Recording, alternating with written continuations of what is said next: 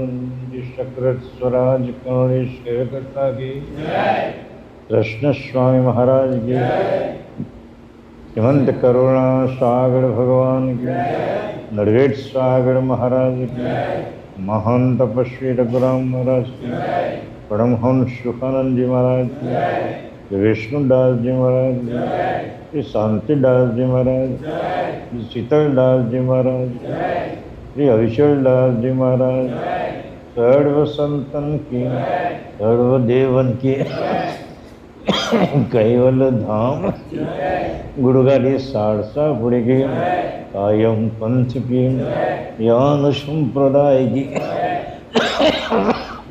बाल तिलक की पंचम चौचम वेद की जगह स्थान की ग्रंथ वाचन प्रारंभ समय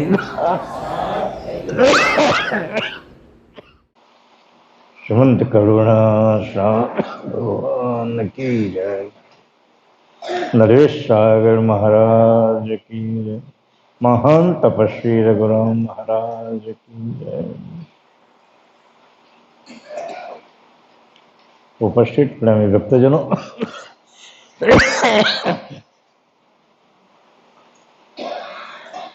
આજે આપણે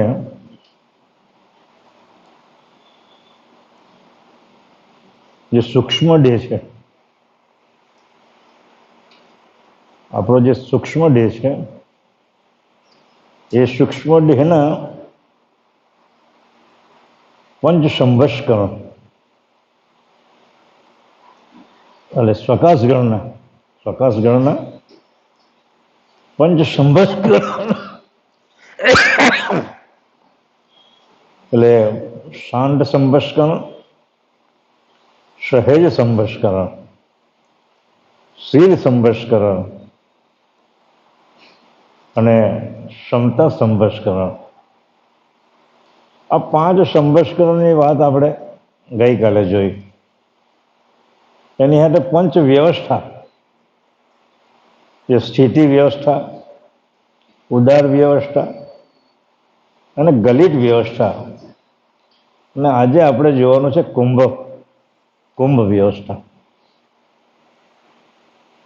જે સ્થૂળ દેહ જે છે ને, થોડી આગળની વાત કરીએ આપણે, કે જે સ્થૂળ દેહ છે, જેને જાગ્રત દેહ કહેવામાં આવે છે,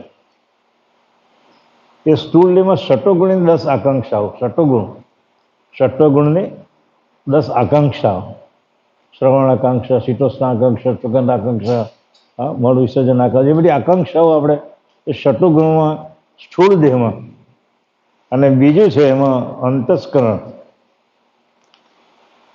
અવસ્થા અને અંતસ્કરણ પાછા બીજાની અંદર, એટલે એ લોકો 20 તત્વોનો સ્થૂળ દેહ બનાવેલો, 20 તત્વોનો, અને એક રજોગુણ અને અહંકાર ગણનું મિશ્રણ કર્યું, એટલે એ બે, એટલે 22 તત્વોનો સ્થૂળ દેહ બનાવેલો છે, અને જાગ્રત દેહ કહેવાય. એનું મન અધિષ્ઠાન હોય, એનો રાજા મન.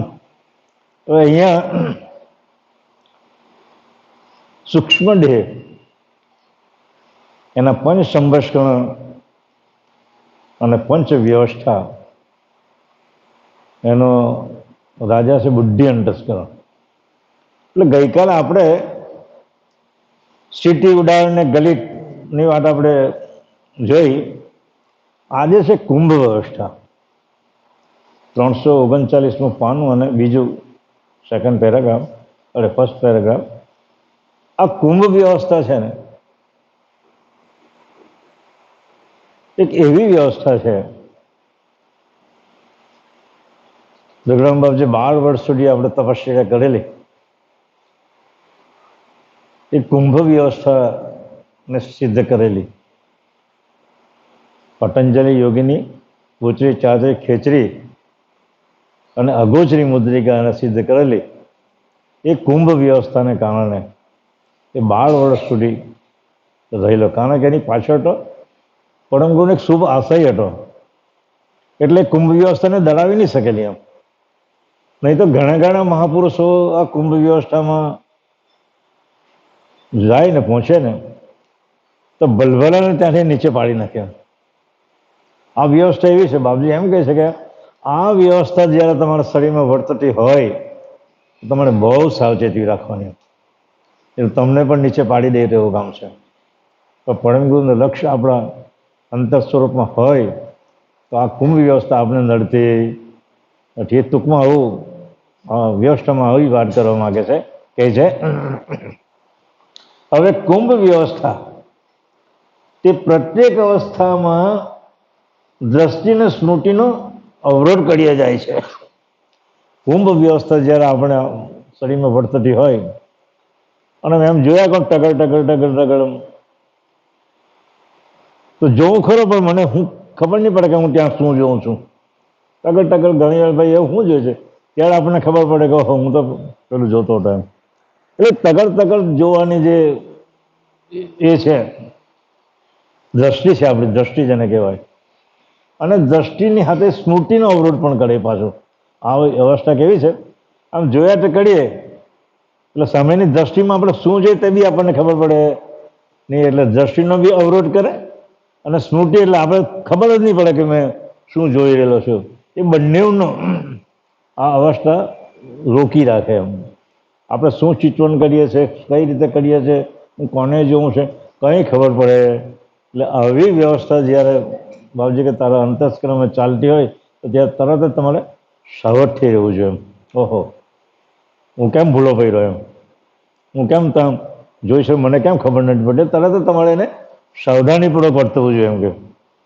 એટલે એ સ્મૃતિનો અવરોધ કર્યા જાય છે, અને તેની પ્રવૃત્તિ વડે કોઈ જાતની સૂઝ પડતી કે જ્યારે ચાલતી હોય ને કુંભ વ્યવસ્થા, ત્યારે આપણે કોઈ જાતનું સૂઝ પડે નહીં. હું જોઉં છે, સ્મૃતિ એ નથી દેખાતી, અને દ્રષ્ટિ પણ મળતી નથી દેખાતી.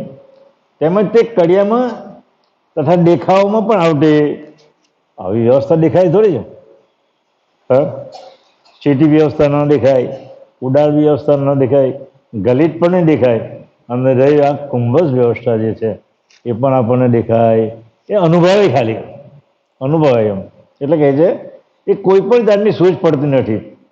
તેમજ તે કડિયામાં તથા દેખાવમાં પણ આવતી, કડિયામાં પણ નહીં આવે ને દેખાવમાં પણ આવે. એવી જે ગુપ્ત ઘાત કરનારી હોય તે આપણ કુછ ચૈતનપણું જે ઉજાગ્રત છે તેનું સ્મરણ પણ થવા દેતી, ચૈતન્ય પણ જાગ્રત સ્વરૂપમાં છે.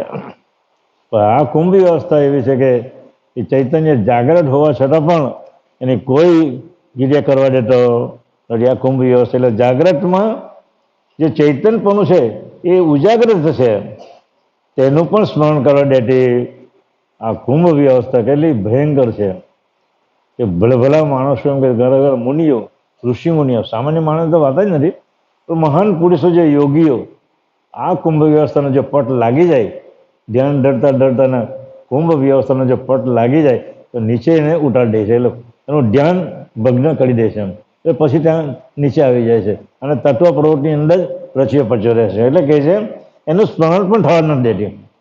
આ પ્રમાણે તત્વ પ્રવૃત્તિની સ્થિતિ શું કહે છે? આ પ્રમાણે તત્વ પ્રવૃત્તિની સ્થિતિ એટલે શરીરમાં આ જે પેલા તત્વો છે એ તત્વ પ્રવૃત્તિની સ્થિતિ જે કાળે થવા લાગે તે કાળે એ ક્રિયાને દેખીને પોતે ચેતનવશ થઈ જવું જોઈએ. એવું મારું કેમ સ્મૃતિ ભંગ થયું, મારી કેમ દ્રષ્ટિ રૂંધાઈ ગઈ છે, એ તરત જ તમારા અંતરશ્રી એનો ભાવ ઉત્પન્ન થઈ આવવો પડે. અને એ જેવો જ ઉત્પન્ન થાય ત્યારે આ ક્રિયાને આપણે તરત જ પરમગુરુના ચરણની અંદર વાળી દેવી પડે. એ કુંભ વ્યવસ્થા છે. એટલે દયાળુ કહે છે કે આ ક્રિયાને દેખીને પોતે ચેતન થઈ જવું એમ. જે આ વખતે કુંભની પ્રવૃત્તિ થાય છે આ પ્રમાણે જાણનાર અંશ સ્વરૂપ પોતે છે એવી જેવી પ્રવૃત્તિ થઈ જાય ને તો ચેતનને તો ખબર જ પડી જાય ને કે આ મારી વૃત્તિ આવી વાળી થઈ રહેલી છે એમ. એટલે જાણનાર જે અંશ સ્વરૂપ છે એ પોતે છે, તે જાણશે કે તત્વની પ્રવૃત્તિ મટી ગઈ નથી પણ આપણા પ્રત્યક્ષમાં છે. શરીરમાં એ ચાલી રહેલી છે, મટી તો નથી ગઈ પણ શરીરમાં એ પ્રવૃત્તિ ચાલી રહેલી છે, એટલે આપણા પ્રત્યક્ષમાં છે જ, માટે એને જોવું. શું કહે છે કે જોજો આ કુંભ વ્યવસ્થા ઘણા જ જણને નડી છે. જોઈ કે મહાન પુરુષો જે થઈ ગયા, મુનિઓ થઈ ગયા, એને અનંત કાળ સુધી આ કુંભ વ્યવસ્થાને લઈને અનંત યુગ સુધી આ અવસ્થામાં બેસી રહી છે અને તેમને તેમના ઉપાસના સિદ્ધાંતથી ફરક થવા દીધા નથી. ઉપાસના સિદ્ધાંતથી ફરક થવા દીધા નથી. વળી નિજ સ્વરૂપ કરતા અને કૃતને પણ જાણવા દીધા. હું કોણ છું, મારો કર્તા માલિક કોણ છે, અને જગતનું જે કૃત છે એ કૃતને પણ એને જાણવા દીધા. કારણ કે કુંભ જ વ્યવસ્થા લાગી જાય પછી જાણે તો હું કોણ છે તેવી નહીં ખબર પડે, પણ કર્તા માલિક છે તે ન ખબર પડે. અને કર્તાનું જે આખો બગીચો છે જેને કૃત જેને કહેવાય એ કૃતની પણ એને ખબર પડે નહીં. એટલે કૃતને પણ જાણવા દીધા નથી. કારણ કે કોઈની પણ દ્રષ્ટિ તથા સ્મૃતિની પ્રવૃત્તિ આગળ ચાલવા દીધી જ નથી. આગળ જે કીધું ને, તમારી દ્રષ્ટિને પણ આગળ ચાલવા નહીં દે, તમારી સ્મૃતિને પણ આગળ નહીં ચાલવા દે. એટલે કયા સ્થાને તું બેઠો છે એ તને કંઈ પણ ખબર પડે એ પછી જેવું તમને ખબર પડે, અંશ તો ચેતન સ્વરૂપે છે ને શરીરની અંદર, અંશ તો ચેતન સ્વરૂપે, એટલે જેવી તમારી આ પ્રવૃત્તિ અંશને ખબર પડે તો તરત જ એને ઉલટાવીને પરમગુરુના લક્ષ્યની અંદર એને જોડી દેવી જોઈએ. એનું સ્મરણ ત્યાં થઈ જવું જોઈએ એમ. વળી તે સગુણ નિર્ગુણ શું છે? સગુણ એટલે પેલા 10 અવતારો, નિર્ગુણ એટલે બ્રહ્મ, અને વેદાંતની પણ જોવાની ગતિ પણ એને રોકી રાખેલી છે. કારણ કે જે સગુણ એટલે જે 10 અવતારોની જે માન્યતાઓ છે, નિર્ગુણ એટલે જેને બ્રહ્મને માને છે, અને વેદાંતને એટલે ઓમકાર પ્રણવ. વેદાંતનો મુખ્ય મુદ્દો છે ઓમકાર પ્રણવ. આ જે વેદો, જે 4 વાણીના જે વેદો લખાયેલા છે ને, પરા, પ્રસન્ન, મધ્યમ અને વૈખરી, એ 4 વેદોની મુખ્ય આધાર છે ઈશ્વર, ઓમકાર જેને કહેવામાં આવે. આપણને પહેલી માન્યતા ઓમકારની હતી. ત્યાર પછી બધા અવતારો થયો એટલે અવતારોને પેલા રાજાના જ અવતારો હતા. આટલા બધા કુંવરો રાજાના જ હતા. રામચંદ્રજી પણ એ દશરથનો જ કુંવરો હતો, કૃષ્ણ પણ એ નંદનો જ કુંવરો હતો. આ રાજાના કુંવરોને લીધે મૂળ માન્યતા તો ઓમકાર પ્રણવની, ઓમકારની માન્યતા હતી. શું પણ પછી તો આપણા અવતારો થઈ ગયા એટલે આપણા બધા વડવાઓ ઋષિ મુનિ હોય અને કંઈ મુદ્દો હાથ નહીં લાગી ગયો એટલે આ લોકોની આગળ કરતા પદ મૂકી દીધું કે ભાઈ રામચંદ્ર કરતા છે. આપણે બોલીએ ને રામચંદ્ર વશિષ્ઠ કરતા પડ ગુણ કીને 14 લોક ભાંગે કરે ગુરુ આગે. અને રામચંદ્રએ પણ ગુરુને કરેલા, રામચંદ્ર જેવા પુરુષે પણ ગુરુને કરેલા. વશિષ્ઠ રામચંદ્ર વશિષ્ઠ ઋષિને અને ગુરુ કરેલા. કારણ કે ગુરુ કરવાનો જે પ્રણાલિકા છે ને એ જમ્બુ દ્વીપમાં ચાલતી આવેલી છે.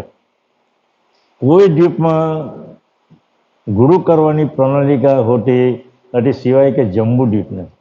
એટલે પરમ ગુરુ પણ જ્યારે 7 વર્ષની ઉંમર થયા ત્યારે કૃષ્ણ સ્વામીને ગુરુ કરવા માટે જાય છે.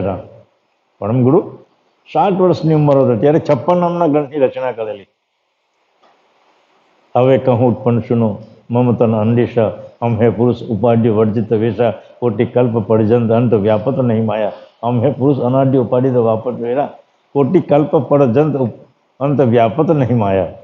તો એટલે એ આખી 56 ગ્રંથની રચના 7 વર્ષની ઉંમરે એણે કરેલી. મેં કોણ છું, ક્યાંથી આવ્યો છું, મારા ગુરુ કરવાની કેમ જરૂર પડી, મારે ગુરુ જ કરવાની કેમ જરૂર પડી, એ બધી બાબતો 56 નામના ગ્રંથમાં બાપજીએ સુંદર રીતે વર્ણવી છે. એટલે તે વખતે કૃષ્ણ સ્વામીના દ્વારે ત્યાં જાય છે અને ગુરુપદ સ્વીકારવાની કૃષ્ણ સ્વામી પાસે મંજૂરી માગે, આજ્ઞા માગે છે કે ગુરુદેવ હું તમારી પાસે આવ્યો છું, મારે તમને ગુરુ પદ સ્થાપન કરવાના છે. પેલા ના પાડી કૃષ્ણ સ્વામી, આખા વિશ્વના ગુરુ તો તમે જ છો એમ કે આખા વિશ્વના અનંત બ્રહ્માંડના ગુરુ તો તમે છો, મારો પાસે શું કામ આવ્યો તમે? બાપજી કહે છે કે ગુરુજી મારા જ્ઞાન જે છે ને, મારું ચૈતન્ય સ્વરૂપ જે જ્ઞાન છે ને એ જ્ઞાન મારે ચકવે કરવું છે. અને કોઈ પૂછે તમે ગુરુ કર્યા છે તો મેં નથી ના પાડી દઉં, ગુરુ નથી કરતા. નગુરાનું કોણ લક્ષ્ય લે, નગુરાનું જ્ઞાન કોણ સ્વીકારે? એટલે મારે એટલા માટે ગુરુ કરવા છે કે મારે એક તો જમ્બુ દ્વીપની અંદર આ ગુરુની પ્રણાલિકા વર્ષ અનંત યુગથી ચાલતી આવેલી છે અને મારે તમને ગુરુ કરવા છે. એટલે તનથી ઉપદેશ આપે, બોર્ડ આપે છે. પણ કાલે એક કામ કરજો તમે, એનું નામ કુબેર, કુબેર નહીં કુબેર, ક્યુ જપતે નામ કુબેર, ક્યુ બેર અબ, બાપજી ચોપાઈ લખે છે ક્યુ બેર અબ જપતે નામ કુબેર. કેમ વાર લગાવે છે મારા અનુસાર ચેતવવા માટે, તું કેમ વાર લગાવે છે? ક્યુ બેર અબ જપતે નામ કુબેર, વિશ્વ બ્રહ્મા છું આટ લખેલી છે બાપજીએ. એટલે તું કેમ વાર લગાવે છે? એટલે એ ત્યાં જાય છે ને એક કામ સોંપે છે એને, કૃષ્ણ સ્વામી મહારાજજી ને કામ સોંપે છે કે આપણા ખેતરની અંદર મકાઈ વાવેલી છે એમ કે એ મકાઈને કાલે તારે પાણી પીવડાવવાનું છે, એટલું કામ તો કરજો એમ કીધા. કારણ કે થોડા દિવસ ત્યાં રોકાય ને ગુરુ સાથે, થોડાક દાડ રોકાય એટલે એને કામ સોંપે. એટલે કહે છે કે કામ સોંપ્યું એટલે ગુરુની આજ્ઞાનું પાલન કરવાનું. આપણે આ સંકેત કરે છે પાછો અહીંયા, કામ નથી કરવાનું, આપણે ગુરુની આજ્ઞાનું પાલન બી દયાળુ કરે છે એ આપણને શીખવે છે કે તમે પણ ગુરુની આજ્ઞામાં રહીને એનું આજ્ઞાનું પાલન કરજો એમ કહે છે આપણને. એટલે સવારના પરમાં ત્યાં જાય છે ખેતરે અને પેલા તે વખતે ડબલાવાળો કોસ આવતો ને ગોળ, એમ ખેંચ્યા જ કહું, ડબલું ઊંડું વળે એટલે પેલા થાળામાં પાણી પડે એમ ખેંચે ને વળી પાછો જાય, ખેંચે ને એમ કરતાં કરતાં આખી રાત એને પાણી સિંચન કર્યું. એને ખબર જ નહીં કે આ પાણી ખેતરમાં જાય છે કે નથી જાય છે, ક્યાં જાય છે, પણ એક જ લગ્ન ગુરુએ જે આજ્ઞા આપેલી પાણી પીવડાવવાનું સ્થળે એટલે લગ્નમાં ખેતરનું પાણી આખું ઉભરાઈ ગયું. બીજા દાડા હવારના પોરમાં ત્યારે ઓડ ગામ છે આપણા કૃષ્ણ સ્વામીનું ગામનું નામ છે ઓડ, અને તે વખતે કે 350 વર્ષની કૃષ્ણ સ્વામીની ઉંમર હતી એમ. એટલે બાપજી એને સર્વજ્ઞ દ્રષ્ટિ પસારીને જોયું તો મને ગુરુને લાયક મારું એક જ પુરુષ છે આ કૃષ્ણ સ્વામી, મારે ત્યાં એની પાસે જવું છે. એ રીતે ત્યાં જાય છે અને પાણી સિંચન કરવાનું કામ સોંપે. તો બીજા દાડા હવારના પોરમાં જે પણ ખેતરનું જે પાણી જે સિંચાઈ કર્યું એટલે રોડની પર પેલું પાણી તો બધું પહોંચી ગયું. રોડની પર પાંચી પહોંચ્યું ત્યાંથી વટે માર્ગો બધા જાય છે. કૃષ્ણ સ્વામીને પૂછે છે કે બાપજી તમારું આ ખેતરમાંથી પાણી નીકળે છે ને તમે ખબર નથી પડતી તમને એમ કે આ બધું રસ્તા પર પાણી ગોરાયું છે, લોકોને આવવા જવાની તકલીફ પડે છે? એટલે તરત જ કૃષ્ણ સ્વામી ઓહો મેં કુવેરનું કામ સોંપેલું. તરત જ ત્યાં માણસ મોકલાવી અને કુવેરને પાછા બોલાવે કે બાપ કુવેર તમારું પાણી તો આટલે સુધી પહોંચી ગયું છે, તમને ખબર નહીં પડે? બાપજી તમને પાણી મને સિંચવા કીધેલું, બીજું કોઈ કામ કરવા કીધેલું, તમે સિંચ્યા જ કર્યું સવારથી સાંજ રાત લગે એમ. ઓહો હો. એટલે એનો આશીર્વાદ આપે છે. એને આશીર્વાદ લેવાની તો જરૂર નહીં, પણ ગુરુ કડિયા છે એટલે આશીર્વાદ તો લેવો પડે. એટલે કીધું જા કુવેર, તારું જ્ઞાન છે ને આ ખેતરથી છૂટી ને બહાર નીકળી ગયું ને તો આ એક બ્રહ્મ ક્ષેત્ર છે. આખા વિશ્વનું જે ક્ષેત્ર છે એક બ્રહ્મ ક્ષેત્ર છે. આ બ્રહ્મ ક્ષેત્રને પણ પાર કરીને તારું જ્ઞાન છે ને ચક્વે થશે એમ કે એટલા એવા આશીર્વાદ આપે છે. એટલે કહેવાનો મતલબ એટલે એવા કર્તાને કૃતને પણ જાણવા દીધા નથી, કારણ કે કોઈની પણ દ્રષ્ટિ તથા સ્ફૂર્તિની પ્રવૃત્તિ આગળ વધવા દીધી નથી અને તેને સગુણ નિર્ગુણ અને વેદાંતની પાર જોવાની ગતિ રોકી. આ કુંભ વ્યવસ્થાએ ભલભલાઓની ગતિ આગળ જતા અટકાવી આખી. ભલભલાના પુરુષોને આ કુંભે એની ગતિને અટકાવી રાખી છે.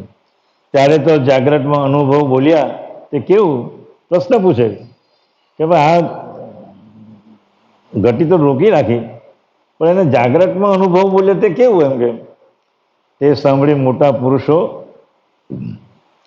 આ તત્વ સંચાર ભ્રાંતિરૂપ ભવ છે એવા ભાવે બોલ્યા.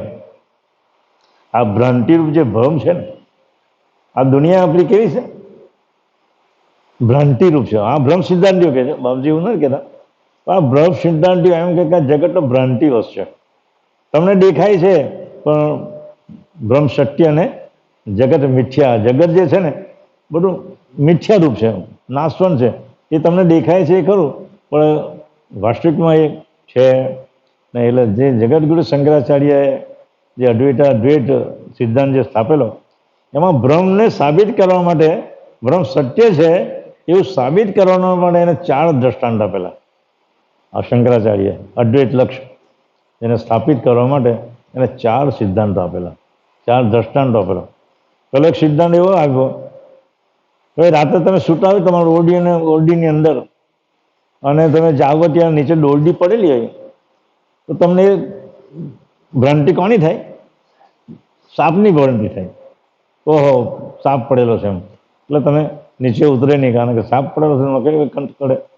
એટલે આવી એક ભ્રાંતિ પર હકીકતમાં ત્યાં દોરડી છે, સાપ હોતો નથી. એટલે આ સિદ્ધાંતિઓનું કહેવું એવું છે ખરેખર જગત દેખાય છે ખરું પણ ત્યાં જગત જેવું કશું છે.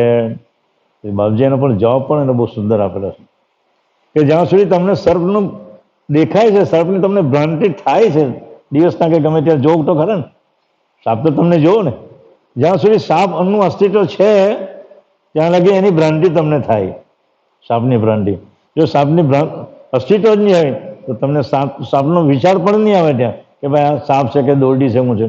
એટલે જગત તો છે જ, પણ તમારી જે માન્યતા છે ને ભ્રાંતિરૂપી એ ધારો કે ખોટી છે. એટલે ચાંદીની અંદર છીપલી આવે ને તેમાં ચાંદીનું સ્વરૂપને એક બીજું દ્રષ્ટાંત આપેલું. પછી ઝાંઝવાનો નીર, ઉનાળાના સમયમાં આપણે દોડો તો ગયા ગાડીની અંદર તો દૂરથી પેલું પાણીનો ચલકારો દેખાયા કરે. એટલે આવી બધી 4 બધી જે દ્રષ્ટાંતો જેને આપેલા એટલે એ સાબિત એમ કરવામાં કે આ દુનિયા કેવી છે, આ જગત કેવું છે? ભ્રાંતિવશ છે. તો દયાળુ કહે કે ભ્રાંતિવશ નથી, એનું અસ્તિત્વ છે જ. તો એટલે પાણીનું બી અસ્તિત્વ છે જ ને. ચાંદીમાં છીપલું દેખાય, છીપમાં ચાંદી દેખાય તો ચાંદીનું બી અસ્તિત્વ છે જ. એટલે આપણે ભ્રાંતિ થતી હકીકતમાં એ થાય છે. એટલે કહે છે આ તત્વ સંસાર ભ્રાંતિરૂપ જ ભવ છે એવા ભાવે બોલ્યા છે. તથાપી તેઓ અંતર્બાહ્ય વ્યાપક વૈભવ માનીને બેઠા છે. આ બધું જે જગત આપણે જે દેખાય છે એ અંતરને અને બાહ્યની અંદર એ પ્રકારનો વૈભવ છે એવું એ માનીને બેઠેલા છે. પણ કરતા કૈવલ કરતાનું કૃત તથા અંશંશીનો લક્ષ્ય ગતિએ આગળ ચાલીને જોયા. કારણ કે આગળ જવાની એને કંઈ પ્રયત્ન જ નહીં કર્યો ને. હું જ બ્રહ્મ છું, મારે કંઈ કરવાનું રહેતું નથી, જગતનો કરતા માલિક ને હડતા માલિક હું જ પોતે છું, અમારું તો વ્યાપક સ્વરૂપ છે, અમને કંઈ કહેવાનું રહેતું. પણ દયાળુ અહીંયા એક સુંદર દ્રષ્ટાંત આપેલું છે જે હિરણ્ય ગર્ભનું એક દ્રષ્ટાંત આપેલું છે. એને હિરણ્ય ગર્ભ જે કહેવામાં આવે તે હિરણ્ય ગર્ભ એટલે એક એવા પ્રકારનું ગર્ભનું બંધન છે કે જ્યાં સુધી ચેતન, શરીરની અંદર ચેતન અને આ શરીર જડ, આ શરીરનું ચેતન અને જડનું જે સંયોગપણું છે, જોડાણપણું છે, એ જોડાણપણાને જ એને હિરણ્ય ગર્ભ કીધો છે. ગીતાજી એમ છે કે આટલો બળતો નથી, આટલો સુકાતો નથી, એનો દાજતો નથી, સામ નથી, તેમ નથી, પણ જ્યાં સુધી સાથે છે ને સાહેબ, શરીરની સાથે જ્યાં સુધી ચેતન છે, જડ પણ છે અને ચેતન પણ છે, ત્યાં સુધી એને દજાવવા પણ લે છે.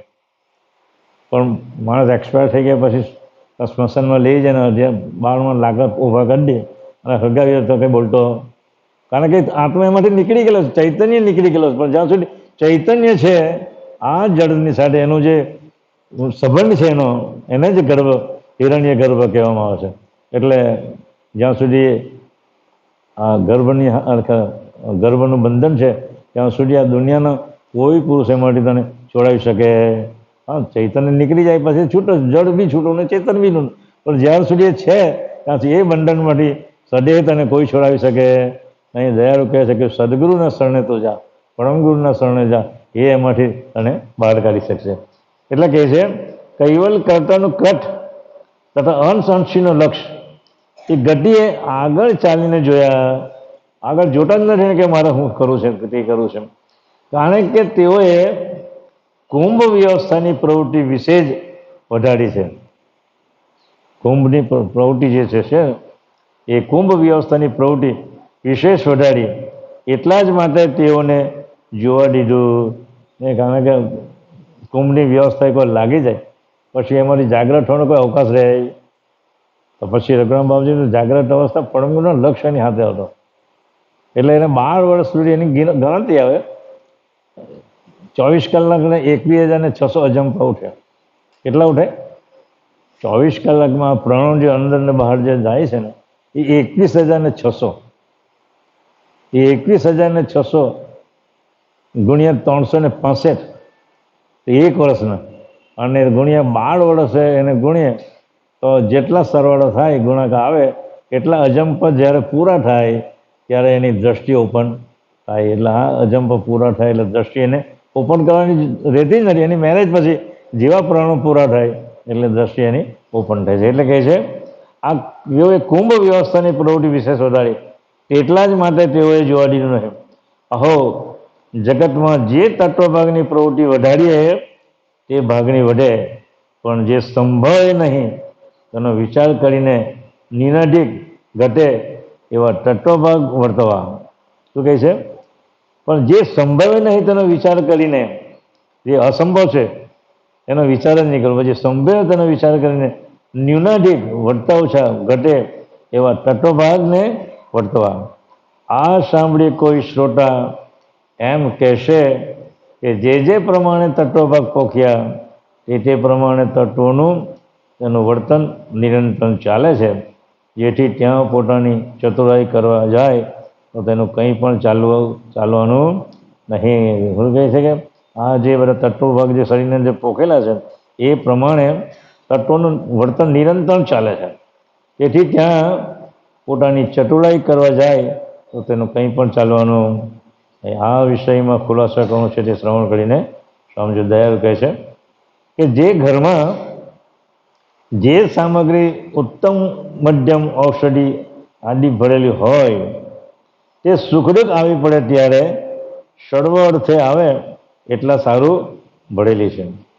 હવે તે રકમ પૈકી જે ખાવી ઘટે તે જ ખાવી અને ન ઘટે તેનો મુખે સ્પર્શ પણ કરવો.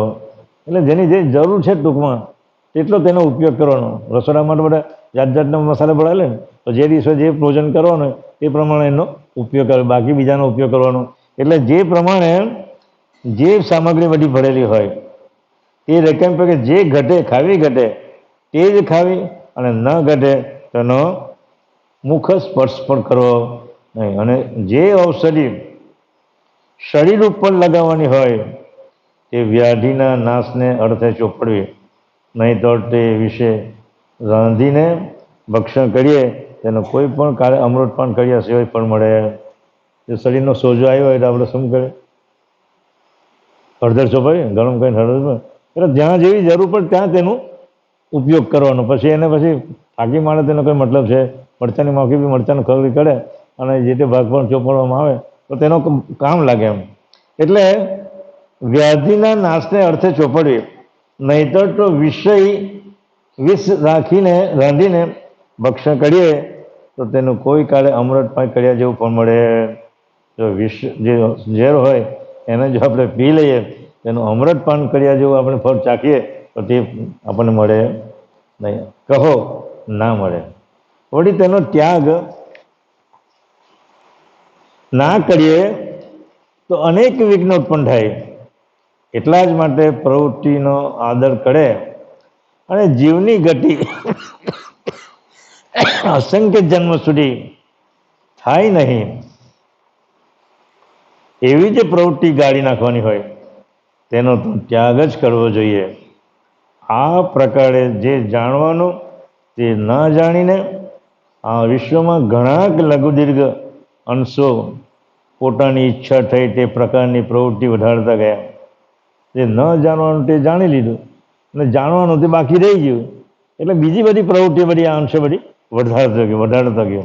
એટલે અંશે પોતાની ઈચ્છા થઈ તે પ્રકારની પ્રવૃત્તિ વધારતા ગયા અને તે કરણીય સર્વ છોડીને અકારણ વર્તવા જ્યારે મૂળ મુદ્દો તે ભૂલી ગયો અને જે સગુણના વાત છે પછી આપણે નિર્ગુણનો જે સિદ્ધાંત છે પછી વેદોનો સિદ્ધાંત છે એ બધા સિદ્ધાંતોમાં બધા લાગી ગયા. એમાં એ પ્રમાણે એનું વર્તન કરવા લાગે. જ્યાં જેવી જોઈએ ત્યાં તેવી યોજના કરી નહીં. પરમ ગુરુનો લક્ષ્ય લેવો જોઈએ તો તે લક્ષ્ય આપણે લીધો નહીં અને બીજા ભલતાની અંદર એ બધા આપણે પહોંચી ગયા. એટલે દયાળુ કહે છે આ જે અવસ્થા જે છે એ અવસ્થાની યોગ્ય રીતે એનો ઉપયોગ કરવો.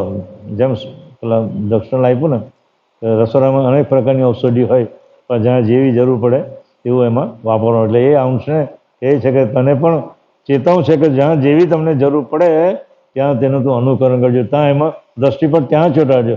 બીજી બાહ્ય પ્રવૃત્તિની અંદર દ્રષ્ટિ તું ચોંટાડો અહીં તારા અંતર સ્વરૂપની અંદર દ્રષ્ટિ કરજો. તો એ ક્યાં બેઠો છે મારા અંતર સ્વરૂપની અંદર દ્રષ્ટિ કરીને મારો સજાડી પરમ ગુરુ ક્યાં બેઠો છે એમાં તો વિવેક કરજો એમ કે. એટલે અકારણ વર્તો જ્યાં જેવી જોઈએ ત્યાં તેવી યોજના કરી નહીં. એ શા માટે નહીં? તેનું કારણ એ છે કે દેહમાં તત્વોની જે પ્રવૃત્તિ થાય તે સર્વ સામાન્ય અને વિશેષણને અકર છે. એટલે કેમ નથી ખબર પડી? તો કે આ બધી જે તત્વ પ્રવૃત્તિની જે ક્રિયા ચાલે છે એ અંશને એટલે સામાન્ય અંશને પણ ખબર પડતી નથી અને જે વિશેષ અંશ છે એને પણ ખબર પડતી એટલે એ ન કરવાનું એ બધું કરી રહેલો છે. એટલે કહે છે કારણ કે દેહમાં તત્વોની જે પ્રવૃત્તિ થાય છે તે સર્વ સામાન્ય એટલે સામાન્ય અંશો અને વિશેષ અંશોને અકર છે એની કોઈ કળા ખબર પડતી એની કળામત કંઈ ખબર પડતી એથી જ તેઓ કરી શક્યા નહીં. હવે બીજું આવે છે સમાન વ્યવસ્થા. સમાન વ્યવસ્થા એટલે સમાનપણું હોય. આ વ્યવસ્થાને યોગ્ય શૂન્ય સરખા થઈને સમાનપણું ધારણ કરીને બેઠા અને પોતે જ આ વ્યવસ્થાને વિશે રૂંધન પામી ગયા. પરંતુ કર્તાના કરેલા તત્વભાગયુક્ત સર્વદેહને વિશે સજાથી ધર્મદ્રષ્ટિએ જોયું. સમાનપણ વ્યવસ્થામાં શું કે સમાનપણું હોય પણ આ વ્યવસ્થાને રૂંધન પામી જાય. સમાનપણું જે હતું તમારામાં એ રૂંધન પામી ગયું. પરંતુ કર્તાના કરેલા તત્વભાગયુક્ત સર્વદેહને વિશે સજાતી સમદ્રષ્ટિએ જોયું. એટલે હું કોણ છું, મારો માલિકો છે, હું કોની સજાતીનું છું એ સમદ્રષ્ટિએ પણ જોયું નહીં અને સમતા વ્યવસ્થાના ધ્યાનમાં એ બેસી રહ્યો. એટલે કહે છે કે આ સાંભળી એમ કહેશો કે તત્વભાગ તો અધિક નુન્ય પ્રથમ કહી ગયા છો અને હમણાં ના કહો છો. એનું શું કારણ છે? હવે તે વિશે સાંભળો કે તત્વભાગ પક્ષે તો સજાતી સર્વને વિશે વિભાગ સમાન જોઈને સજાતી સર્વને વિશે વિભાગ સમાન જોઈને પછી તત્વભાગની પ્રવૃત્તિને વિશે નિનાદિક પોખ્યા પ્રમાણે વિચાર રાખો. તત્વદ્રષ્ટિ તો સર્વઘાટને વિશે જે તત્વ પોખાયેલા છે એ તત્વો સર્વ ઘાટમાં સમાન હોય. ન્યુનાધિક તત્વો પોખેલા, ત્યાં જે સ્થૂળ સૂક્ષ્મ અને કારણ જે 3 પ્રકારના દેહો છે એ દેહોની અંદર તત્વોની સામગ્રી વળી સરખી જ પોકેલી છે. કોઈ ઘાતમાં અમુક તત્વો અને બીજામાં અમુક તત્વો, એમ તત્વોનું વધઘટ છે. દરેકના ઘાતની અંદર એના તત્વો બધા સરખા જ પોખેલા છે, એમાં કોઈ જાતનો વધઘટ છે. પરંતુ ઓછા વધતા પ્રમાણમાં પોખેલા હોય તે તત્વોનું પોષણ ન્યૂનાધિક છે, એટલે કે તત્વોની ગણતરી ઓછી હોતી નથી પણ સમાન છે. હવે જે તત્વની જે પ્રવૃત્તિ છે તે તત્વની તે પ્રવૃત્તિ તેના માપ પ્રમાણે સર્વને વિશે થયા જ કરે છે. દ્રષ્ટાંત તરીકે મનનો જે ધર્મ જે છે, શું છે મનનો ધર્મ? સંકલ્પ અને વિકલ્પ કરવાનો છે. મનનો ધર્મ શું છે? સંકલ્પ વિકલ્પ કરે. જ્યાં સુધી સ્થૂળ દેહ જાગૃત છે ત્યાં સુધી એ મનના વિચારો આવ્યા જ કરે, સંકલ્પ વિકલ્પ ઘડ્યા જ કરે, એ કર્યા થોભે. તે સંકલ્પ વિકલ્પ પછી બુદ્ધિ કરી શકે નહીં. દ્રષ્ટાંત શું હોય કે જે તત્વો પ્રમાણે એનું જે કાર્ય સોંપેલું છે એ જ તત્વો એનું કાર્ય કામ કરે, બીજું કોઈ બાજુનું કામ કરે નહીં. મન તો મનનો સંકલ્પ વિકલ્પ જ કરવાનું કામ કરે, બુદ્ધિ એ કામ કરી શકે નહીં. બુદ્ધિ તો ઘાટ કરવાનું કામ કરે, એટલે બુદ્ધિ તો નિશ્ચયપૂર્વક ઘાટ જ ઘડ્યા જાય. એ પ્રકારે દરેક તત્વની પ્રવૃત્તિ ભિન્ન ભિન્ન છે. તે જાણીને કૃતને વિશે સમાનપણું રાખવું. એટલે આ પ્રમાણે આપણને કહે છે કે ભાઈ આ બધા જે અંતસ્કરણ જે બધા છે એ બધા જે ઘાટ કરે છે, બુદ્ધિ અંતસ્કરણ ઘાટ કરે છે, અહંકાર ગણ એને ટોલમોલ કરે છે, અને ચિત્ત અંતસ્કરણ ચિતવન કરે છે. આ પ્રમાણે દરેકની કાર્ય જુદી જુદી રીતે રાખવાની છે. એ જાણીને કૃતને વિશે એનું સમાનપણું રાખવું. આપણું બધું જે કંઈ છે એ બધા સમાનપણે એની બધી વ્યવસ્થા ગોઠવેલી છે. એટલે તત્વ વિવેકમાં આ પ્રમાણે રાખીને સર્વભાવે નીચ કર્તાનું ભજન કરો. શું કહે છે? તત્વ વિવેકમાં આ પ્રમાણે રાખીને સર્વભાવે નીચ કર્તાનું ભજન કરવું. આ સમાન વ્યવસ્થા છે અમારા શરીરની અંદર જે કંઈ બી બધા વ્યવસ્થા ગોઠવેલી છે એ દયાળુએ સમાન રીતે ગોઠવેલી છે, એમાં કોઈ જાતનું વધતું ગળું ઓછાપણું રાખેલું નથી. આ પ્રમાણે પંચ વ્યવસ્થા અને પંચ સંભસ્કરણ એ 10 તત્વોની ક્રિયા કહી. આ પંચ સંભસ્કરણ અને પંચ વ્યવસ્થા એ 10 તત્વોની ક્રિયા કહી. આ ઉલટ ક્રિયા તો જીવ જે તત્વના પ્રભાવમાં વહ્યા છે તે અનુસારે તાળવા સાડું સર્વજ્ઞ પરમ ગુરુએ કહી છે. આ જે ક્રિયા જે એની પરમ ગુરુને પ્રાપ્ત કરવાની જે ક્રિયા, આ બધા અંતસ્કરણ અને અવસ્થા અને વ્યવસ્થાની જે વાત અહીંયા દયાળુ એ પરમપદને પામવાને માટે, પરમપદને અંગીકૃત કરવા માટે, કર્તા માલિકના સાનિધ્યને સુખ મેળવવા માટે આ જે બધી ક્રિયાઓ મેં તમને સમજાવી છે એ તમારે એ પ્રમાણે લક્ષ્યમાં રાખી અને કામ કરશો તો પરમગુરુ તમને એના સ્થાનમાં પહોંચાડવા માટે મદદ કરશે અને એ દર્શનને તમે પ્રાપ્ત પણ કરી શકશો. એટલે 5 અવસ્થા પૈકી જાગ્રત અવસ્થામાં આ 10 તત્વોની ક્રિયાની જે લક્ષણો કહી છે તે જાણીને તે પ્રમાણે વર્તું. દયાળુ એટલે આપણને અહીંયા જે વ્યવસ્થા અને સંભસ્કરણની જે વાતો કરી છે એ આજે આપણે પૂર્ણ કરીએ છીએ. કાલે હવે આપણે તમો ગુણના 10 કાળની ઉલટ ક્રિયાઓ કાલે આપણે જોઈશું. શ્રીમદ કરુણા સાગર આદ્ય સક્રત સ્વરાજ કરુણેશ કેલ કરતા કી, કૃષ્ણ સ્વામી મહારાજ કી, શ્રીમંત કરુણા સાગર ભગવાન કી, નરેશ સાગર મહારાજ કી, મહાન તપસ્વી રઘુરામ મહારાજ કી, પરમહંસ સુખાનંદ મહારાજ કી, વિષ્ણુદાસજી મહારાજ કી, શાંતિદાસજી મહારાજ કી, શીતલદાસજી મહારાજ કી, વિશલદાસજી મહારાજ કી, સર્વ સંતન કી, સર્વ દેવન કી, कैवल धाम की, गुरुगाड़ी साड़ी की, आयम पंथ की, ज्ञान संप्रदाय की, भाल तिलक की, पंचम चौथम वेद की, जगावस्थान की, ग्रंथ वांचन पूर्णावधि समय का